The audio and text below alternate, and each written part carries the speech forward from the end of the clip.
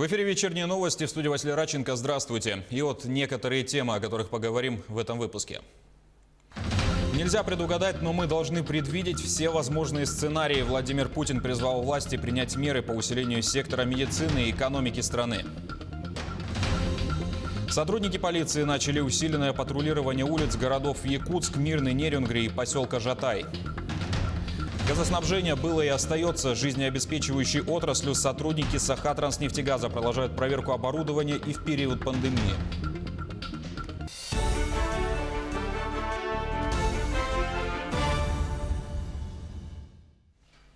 Предвидеть и заранее предусмотреть свой план действий призвал Владимир Путин глав регионов и ответственных ведомств в ходе онлайн-совещания. Президент сказал, что нельзя со стопроцентной уверенностью сказать, как будет развиваться ситуация в здравоохранении и экономике как в России, так и в мире в целом.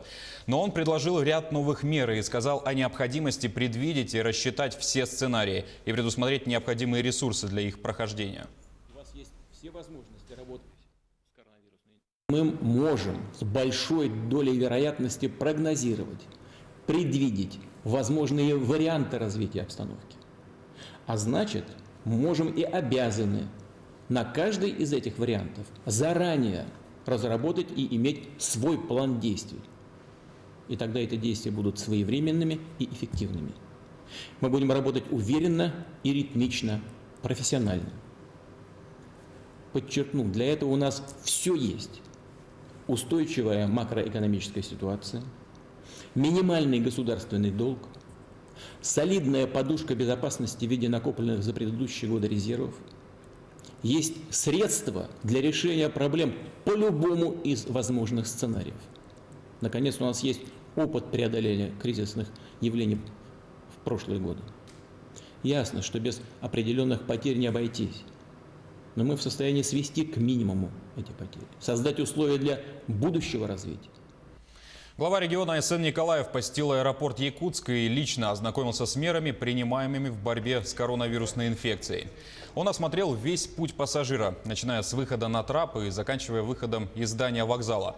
Глава отметил, что ежедневно через столичный аэропорт проходит порядка 300 пассажиров, и очень важно, чтобы именно здесь соблюдались все меры безопасности. Он также отметил слаженную работу сотрудников самого аэропорта, Роспотребнадзора, Минздрава и транспортной полиции. Благодаря этому труду налажена система по выявлению людей с высокой температурой и их уведомлению. Аэропорты – это транспортные ворота нашей республики, это средства, через которые мы связаны с остальной нашей страной. И, конечно, речь об их закрытии сегодня не идет. Это прерогатива полностью федеральных органов власти. И вчера наш президент Владимир Владимирович Путин еще раз, когда разговаривал с нами, обратил особое внимание, что аэропорты, федеральные автодороги, железнодорожные станции, они должны находиться в рабочем режиме, должны людей обслуживать, люди должны иметь возможность улететь, прилететь. Но другой вопрос, что вопросы безопасности, конечно же, должны на местах уже нами на соответствующем уровне решаться. Мониторинг за авиарейсами, прибывающими из других регионов, усилили и в Нерюнгре. Организованы осмотр и термометрия. Сотрудники управления Роспотребнадзора совместно с сотрудниками транспортной полиции продолжают проверять всех пассажиров, чтобы выявить прибывших из-за границы. В случае, если обнаружится, что человек недавно был за рубежом, у него берутся анализы и сразу же направляются на забор проб. Самого пассажира помещают в обсерватор. По данным Роспотребнадзора, на сегодняшний день в обсерваторах Нерюнгринского района содержится 17 человек. В режиме же самоизоляции остаются 69 еще для 183 человек. 14-дневный домашний карантин уже закончен. Сегодня мы встречали борт, прибывший из Москвы в город Нерюнгри, якутские авиалинии, рейс 783, на котором прибыло 55 пассажиров, из которых установлено 4 пассажира, прибывших из-за рубежа. Значит, данные пассажиры, данным пассажирам выдано предписание, и данные пассажиры будут помещены в обсерватор для наблюдения. Сотрудники полиции начали усиленное патрулирование улиц городов Якутск, Мирный, Нерюнгри и поселка Жатай. пока полиция не применяет штрафные санкции, а ведет разъяснительную работу. Патруль организован в 2 смены с 9 утра до 20 часов вечера ежедневно. Основная задача – донести до людей, что в целях их же безопасности нужно оставаться дома. Напомню, что по указу главы региона с 8 апреля самоизоляция на 4 территориях обязательна. Гражданам разрешено обращаться в экстренные службы, выходить за продуктами, в аптеку, выгуливать домашних животных в пределах 100 метров от дома и также выносить мусор.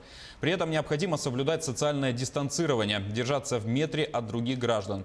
Также можно выходить на улицу для следования до или с работы. Для этого необходимо иметь действующую справку от работодателя и документ, удостоверяющий личность гражданина.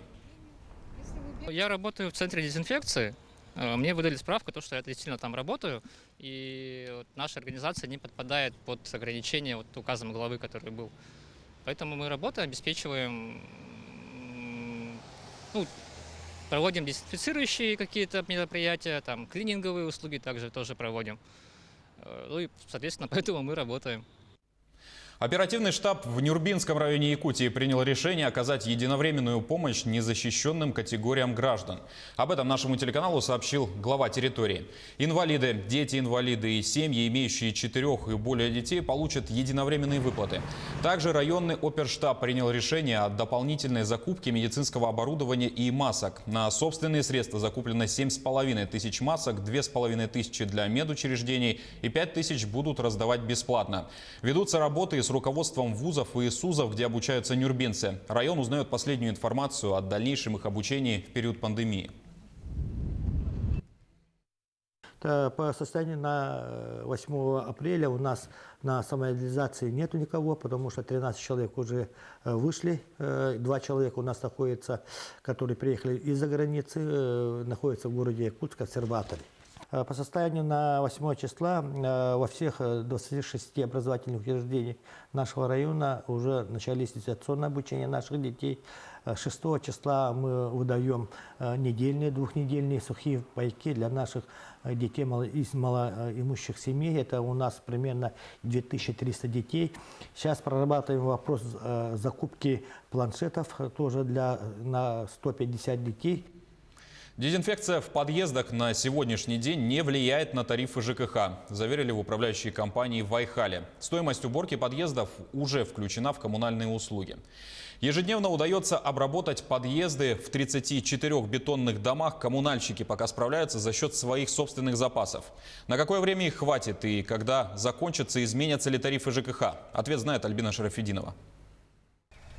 Рабочий день Натальи Орловой начинается в 7 утра. Вооружившись маской и перчатками, женщина начинает убирать подъезды. К ее повседневным обязанностям дворника прибавилась еще и дезинфекция подъездов. Работы, говорит, не впроворот. Подъездов каменных жилых домов в поселке больше 200.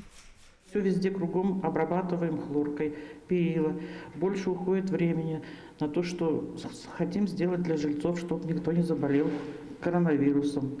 Все обрабатываем. С таким объемом одной, конечно, не справиться. На то, чтобы раз в день обработать 34 каменных дома, брошены все силы управляющей компании. Дезинфицируют их специальным хлоросодержащим раствором. Ежедневно протирают поручни, входные ручки дверей, батареи, перила и почтовые ящики. Не забывают и про лестничные площадки. Полы и стены моют дважды в неделю. Такой график обработки рекомендовал и Роспотребнадзор. У меня большое ведро, я одно, у меня для вытирать поручни. Все, ручки мы, дверные, все эти ящики. А для пола у меня подметание. У меня туда мы тоже одну таблетку на ведро воды и подметаем влажно. И моем отдельно, у меня другое ведро. Потому что у меня там, каждому свое ведро. Чтобы не допустить распространения нового коронавируса, такую дезинфекцию в подъездах управляющая компания в Айхале начала 16 марта. Некоторые жильцы ее не замечают, другие, наоборот, говорят, результат буквально чувствуется. Сегодня вы, даже не выходя из дома, чувствовал дезинфекция в подъезде? Ни разу не чувствовал, как пахнет хлоркой в подъезде. У нас постоянно обрабатывают, у нас хорошая уборщица. Коммунальщики успокаивают жильцов. Счет за услуги не увеличится. Все работы по дезинфекции уже включены в тариф. В деревянных домах дезинфекцию силами управляющей компании не проводят. Там уборка в подъездах не предусмотрена. по деревянным домам. Сейчас принято решение с администрацией района, нашей поселковой администрацией. Мы обсудили этот вопрос и сейчас изыскиваем возможности, как провести хотя бы периодическую обработку деревянных домов на предмет дезинфекции. Хотя бы сделать протирку перил, почтовых ящиков, входных дверей. Контролирует, качественно ли убираются в подъездах специально созданная комиссия. Сейчас их обрабатывают за счет запасов дезинфицирующих и моющих средств самой управляющей компании. Их хватит на пару месяцев. Но коммунальщики говорят, если придется дезинфицировать и дальше, тарифы за услуги могут вырасти. Альбина Шарафединова, Денис Хазов, телеканал «Алмазный край». Якутдорстрой ведет работы по водоотведению улично-дорожной сети Якутска. Проводят чистку водоотводных лотков от наледи с грунтом и чистят снег. За зиму вывезли около 500 кубометров снега. С 1 апреля начались работы по пропарке труб и переходов. В Якутдорстрое уточнили, что заняться этими работами раньше не позволял температурный режим. На эти мероприятия выделено 16 единиц поливомоечной техники, 6 пропарочных машин и 40 дорожных рабочих. Из 44 километров водоотводных лотков на сегодня пропарено порядка 7 километров. В городе легче, там лотки хорошие сделаны. Все, там снега вот такого нету, как частный сектор вывозит все за ограду, в лоток все бросают, пакеты бросают, бутылки пустые бросают, все. В городе легче работать. А вот в такие объекты, как вот Строительная улица, вот где частный, в общем, сектор, Ильминская, вот, там тяжело работать. И песок там. Плановое обслуживание газового оборудования в частных домах началось в Якутске. Сахатранснефтегаз, как и любое другое жизнеобеспечивающее предприятие, работает сейчас в штатном режиме. Как проходит обслуживание в период пандемии, выясняла наш корреспондент Светлана Неустроева. Ежегодно взрывы бытового газа в жилых домах забирают сотни жизней. По словам специалистов, во многом причиной тому служит изношенность газового оборудования. Да, действительно, проблема изношенности внутридомового газового оборудования в нашем городе, а также в нашей республике оно есть. Вы все, наверное, знаете, что мы уже 4 года ведем работы по обеспечению техдиагностирования внутридомового газового оборудования с истекшим сроком эксплуатации выше 30 лет. На сегодняшний день, в принципе, можно констатировать положительную тенденцию этой работы. Но хоть тенденция становится положительной, полагаться в такие моменты на случай все же не приходится. Несмотря на бушующую эпидемию опасной инфекции, работает служба в штатном режиме. Все не перешедшие на удаленку сотрудники теперь ежедневно проходят мониторинг состояния здоровья и обеспечены индивидуальными средствами защиты. Кроме этого, у нас усилены меры по работе дезинфекции. То есть каждые 2 часа мы каждые поручни, а также рабочие помещения все дезинфицируем. Мы полностью сегодня укомплектованы средствами дезинфекции, средствами индивидуальной защиты. Однако не каждый житель Якутска осознает всю важность работы газовиков. Есть и такие, кто от обслуживания отказывается или на свой страх и риск заказывают частных работников. Соглашаются немногие, конечно, люди пока не очень хорошо понимают. Люди, которые нас запускают, они понимают, что газовый котел, газовое оборудование не только является источником тепла, но и это может быть и источником опасности для самих абонентов.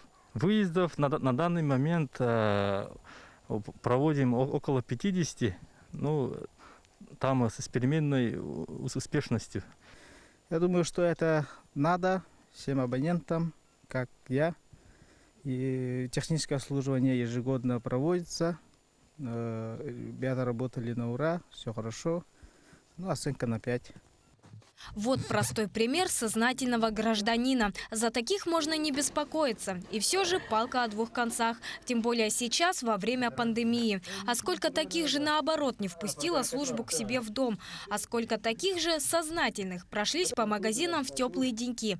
Одно точно, к собственной безопасности относиться надо без фанатизма и лицемерия. В конце концов, простой поход в магазин может вдруг оказаться опаснее проверки газового котла. Сарглана Неустроева, Илья Сыромятников, Якутск. Это были все новости к этому часу. Оставайтесь на нашем канале.